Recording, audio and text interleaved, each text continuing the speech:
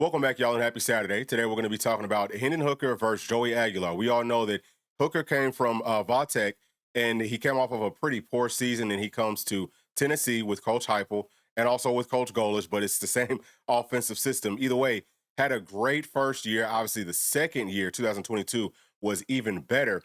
We'll talk about what the differences were, between those years, and we'll also talk about can Joey Aguilar replicate it, and what does AI say that Joey Aguilar's stats are going to look like based off of what Hendon Hookers were from Vodtech in 2020 to Tennessee in 2021. As always, y'all, please do us a very big favor. Make sure to like and subscribe to the channel.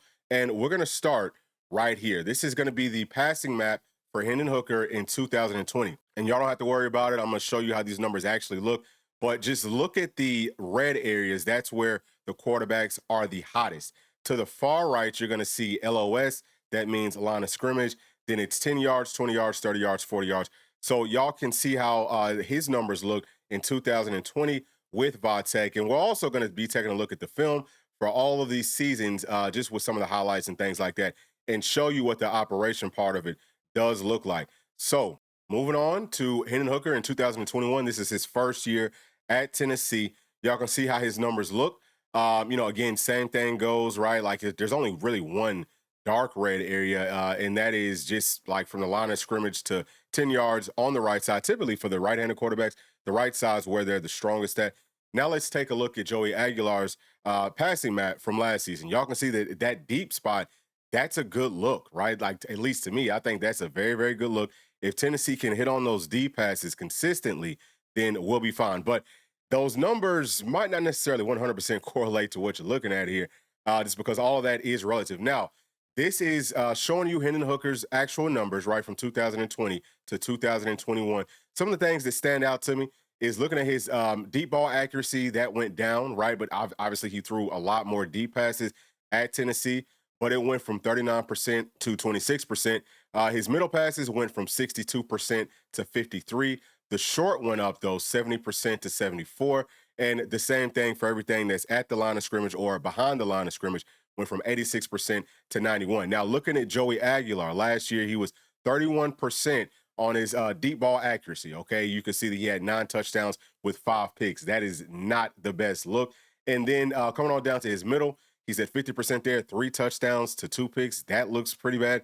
Short, 9 touchdowns to 6 picks. A lot of interceptions thrown, and he was at 71% there. Also, y'all will notice that there's more interceptions here than what shows up on his stats with ESPN. But with PFF, which is what I use for this, they every single interception that you threw, even if it was called back, they count those things. So he actually was maybe a little bit worse than what the numbers on like an ESPN shows. As far as his line of scrimmage stuff, 77%, that is, I mean, it really should never get that low. But looking at 2025, what they're saying, and again, this is just based off of AI, is they're saying he's going to have a hell of a season. So this is a total of 36 touchdowns to 5 interceptions. That would be tremendous. I think maybe better than Hendon Hooker's 2022 season, or if not, it's definitely close. We don't have the yards and things like that in here. It's just more about the operation with the accuracy and all that good stuff. But deep passes, they're saying 38 of 100, so 38% there, 12 touchdowns, 3 picks. I will take that all day long. Middle, they're saying about 61%, 8 touchdowns to 1 interception. Short, 10 touchdowns to 1 pick. That looks a lot better, 82%. And then at the line of scrimmage, very high operation here, 94%, 6 touchdowns with no picks. Now, I know a lot of folks are going to be wondering, what about Nico? You know, how did Nico's numbers look? So this is Joey Aguilar in 2024 versus Nico in 2024. Y'all can see that for the deep ball, it's not that big of a difference, right? It's 31% to 30% for Nico. So very, very close. And also, Joey threw a lot more deep passes at App State last season. And middle, you can see that it was the exact same as far as, 50%, 50%. Again, Aguilar threw the football a lot more than Nico did last year. But some of the things that should stand out to you are the interceptions. Joey just threw a ton of them. He's not afraid to throw it in coverage, and we'll see that once we pull up the film here in just a minute. Now, short, a lot better for Nico, right? There's no picks. The other thing there is that you're seeing that there are 9 touchdowns for Aguilar, but also 6 picks. So some of that's going to be about how do the wide receivers do after the catch. And then at the line of scrimmage, 2 touchdowns, 2 picks for Joey Aguilar, and then you've got 2 touchdowns, no picks, 91% for Nico. All right, now let's take a look at the players on the field. This is going to be Hendon Hooker in 2020 with Vatek. Just, all touchdown passes. I want to show you some of the similarities that you will obviously notice with him at Vatek versus him at Tennessee. Their offensive system, there are some similarities, but like this right here, like why would you have 3 players going to the exact same spot? So, I think that their offensive play calling or something it was just weird, but a lot of the same stuff here, right? I would say that Hendon Hooker, his fundamentals as a quarterback, they definitely got better once he got to Tennessee. But the arm strength stuff, the way that he throws the football, he keeps it out of harm's way, really for the most part, honestly speaking. Now, there were some picks, obviously a lot more picks to touchdowns.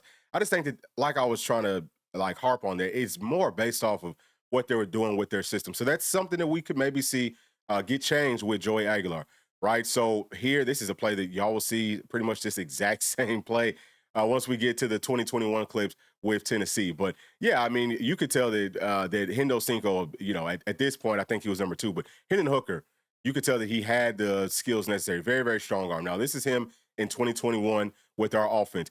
Something, and I was talking to P about this yesterday, but the first thing that really jumps off of the film to me is our wide receivers were just way better. Like they were making plays. We didn't have that last year. We didn't really have that in 2023 either. I think that we'll have it in 2025. That should help out tremendously, especially because I feel like Tennessee wants to try to get the football to our playmakers closer to the line of scrimmage, easier passes, and let them, take a hitch to the house, take a slant to the house, or a drag to the house, or for a whole bunch of yards. See this making people miss? When's the last time that we saw that? But either way, man, like this offense, it is predicated off of doing things really quickly. At least that's how it was in 2022. Now, what I have talked about several times, what I've noticed is here recently, teams have figured out what Tennessee wants to do. So it's not as quick with the operation. You're going to notice a lot of folks are just flat out wide open, or we're taking some underneath stuff to the house because we got playmakers. So I wanted to make sure that I pointed out, but like here, you got a wide receiver wide open, right? Like people just had no idea what to do. You should never, if Tennessee stacks up, you shouldn't come up to the line of scrimmage and think that you're going to be able to stop it. But teams have figured that out now. They're going to be playing way off. Typically, versus our stacked look, you're going to see quarters coverage, which just means that the cornerbacks, the safeties, they're all playing deep, like off the ball deep. So if we do those switch routes, they don't necessarily work as well, and everything takes a lot more time. But man, this was a heck of a year for sure. I missed the offense looking like this. Now, again, these are just the highlights, but of course, we all miss seeing this type of passing prowess from Coach Heupel's offense. This is the way that it's supposed to operate. Here, this is a play that we saw that with Hendo Cinco in 2020. You know what I'm saying? This is the one that I was talking about, saw this exact same play. So I think that what Golish did, or Golish and Heupel, is they looked at, okay, these are things that it looks like Hendon's good at. Let's try to replicate it. Some of this stuff, Tennessee hasn't really run too much since. I think that's more because Golish isn't here personally. I think he was a better play caller, but also, what does Joey Aguilar do well? We'll see that once, and that one too. We saw that exact same play. So I think that with Hendon Hooker, honestly speaking, his offensive system, it really did translate well to what Tennessee wants to do because we're able to fit in some of the things that he did previously. But I still think that it wasn't as consistent in 2020 with their play calling versus in 2021. And of course, man, like he's operating with much better players. You know what I'm saying? Just guys that can do things like this. I mean, when's the last time we saw this? I don't know if we've seen that probably since 2022. You know what I mean? So that would have been a 1 year after this. But yeah, I'm hoping that things will look a little bit more similar to what we see here. I will also point out, just kind of early on in this, because we're about to start getting to Joey stuff. I will also point out that I think Hendon Hooker's arm is liver. I think that it's stronger. Like his passes get there quickly with a lot less effort than it feels like what Joey Aguilar has to put into it. I'm not saying that Joey Aguilar can't operate Tennessee's system. Whenever you spread the field out wide and you're running those quick screens and all of that, that's still a long pass. You got to be able to get it there quick. We know that he has the arm strength. We've talked about that. The staff knows that. If he didn't have that, then they wouldn't be bringing him up. Just period. There would be absolutely no point. So He can operate some of this stuff. I just would like to maybe pump the brakes some on thinking that he is going to be Hendon Hooker. I'm not saying that, but can Coach Heupel replicate what he did previously? That's more of what my question is. Where you take a player that had some issues with their fundamentals, with throwing the ball into coverage too much, right? With just not operating at the highest level, and then you bring them inside of our system, and all of a sudden they look totally different. I think that that is possible, and y'all will see that once we get to Joey Aguilar. But just look at this stuff. I mean, just snap the ball, people are there, throw it wide open, straight off the rip. And this is the last game here of 2021. So we'll be getting into here we go. So this is Joey Aguilar. Okay, so this is him at App State. Y'all are going to see the sideline angle and the end zone angle. And just so that we can see, but just because I think that their camera work is very, very far off. So you have to look at both angles to get a good grasp on how the football comes out of Joey's hands. There, stands in there, takes a shot, and he is a gunslinger, gunslinger, gunslinger. Y'all going to see that. He is not afraid if, some of these passes really probably should have been picks, once we get further into it. But this is one, right, where that's just a drag and you take it to the house. I think that that's going to happen. Let's see it again. Boom, it kind of throws that off his back foot. Those are the types of things that we got to get him out of. Hendon Hooker didn't really struggle with that even before he got here. Wasn't perfect fundamentals, but I think that it was a little bit better than what Joey Aguilar's are. So probably more of a project for Coach Heupel and for Coach Housley. It's because he does a lot of things that you don't necessarily, well, I'm not even going to say that you don't love them, but they end up working out like that was an accurately thrown football, but it was dangerous, right? So especially with his deeper passes, as we just looked at with his numbers, that's a play that Tennessee runs. It looks like he can do that just pretty easily. That's a just pop pass that actually looked good. But yeah, he's got a. It's gonna help Tennessee some that he's not afraid to throw it up in the coverage, like this one here. Well, that one wasn't bad. That was actually a very well placed football. Now watch this. He just throws it to a spot. So flat footed, pressure's coming in. I'm throwing it off of I'm throwing it flat footed. I mean, threw it to the perfect spot, but in the SEC, guys can close. So he has to be careful. That's what I'm talking about here. That one was really bad. You don't really ever want to make that throw unless it's a, games on the line situation. We got to get the football out, got to get it out. We have no choice. But there, you almost would rather see him run it there, honestly speaking. I mean, look, he throws that up into double coverage. There's two other guys coming over. That's extremely dangerous. So can we get him out of that? That's my biggest question. Get him out of the just stupid stuff that sometimes works. Most of the time, it doesn't. We saw deep ball accuracy at 31%. That's not very good. But, I think that with some of the regular operational stuff, he should be fine. So let me see. How many more do we got? Oh, yeah, we still got plenty more. I just want to give y'all a glimpse. That was a great pass there. Let's see this one again. This is a big time throw. Watch this. Boom. That looked good. See how he got his hips into it? Just throws it up nice and soft. Let your wide receiver make a play. We need a lot more of that. Didn't do too much of that last season.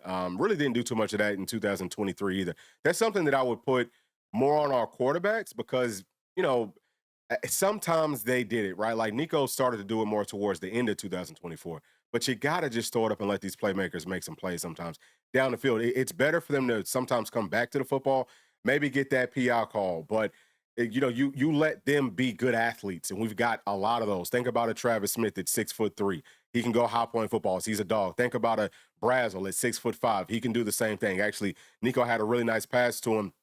I think that it was versus Florida. And actually, for those of y'all that haven't seen it yet, you can go and watch the early Florida preview that's on our Patreon. It's patreon.com/Bluechip Breakdown. You can watch that one for free. We're going to start putting a lot more content out there. We've got several more things. Also, we talked about some of the football ratings or some of the video game ratings for college football 2026 for our team. I think everyone's supposed to be up there. So we went through that, showed y'all that. That one's free too. So definitely go and check it out, man. We want to add as many people as we possibly can there. And obviously y'all can message us. Y'all can join into the group chats and all that type of stuff. So hopefully y'all will go and join us again. That's patreon.com/Bluechip Breakdown. We're also on TikTok now at Bluechip Breakdown. So just check us out everywhere, man. We trying to get this thing growing. But either way, I think that, our quarterbacks, they definitely have to give the wide receivers a lot more of an opportunity, but also the play calling has to give them a chance to do that.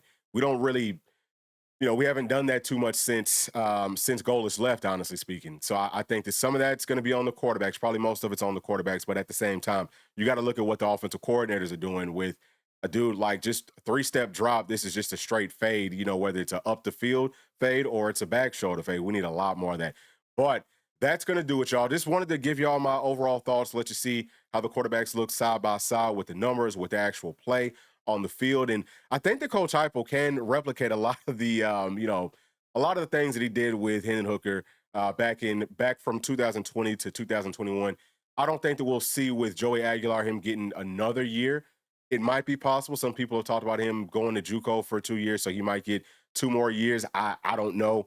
I think that that might not be the best thing for Tennessee. You might want to go ahead and get him pushed out because we still got some other quarterbacks that have been waiting on their opportunity, and we don't even know. Will Joey Aguilar get the start? I think that's what they want to have happen. I've said this. I feel like they're kind of saying, hey, this is an open competition because you don't want to push out the other quarterbacks that you have. But it's really, I think, Joey Aguilar's job to lose. So either way, I think that he will do well. Hopefully, I think that we're going to get him right for 2025. And if we do, looking at such a light schedule, I think that Tennessee has a great chance to go back to the college football playoffs. But those are my thoughts. Please share yours with me down in the comment section. And as always, please do make sure to like and subscribe to the channel. We'll see y'all on the next one. Thanks. Peace. Thanks for watching, and please make sure to like and subscribe to the channel because that keeps us growing inside of the YouTube algorithm. And if you did like this video, here's another one that you might also enjoy. Thank you, thank you, thank you. We'll see you on the next one. Peace.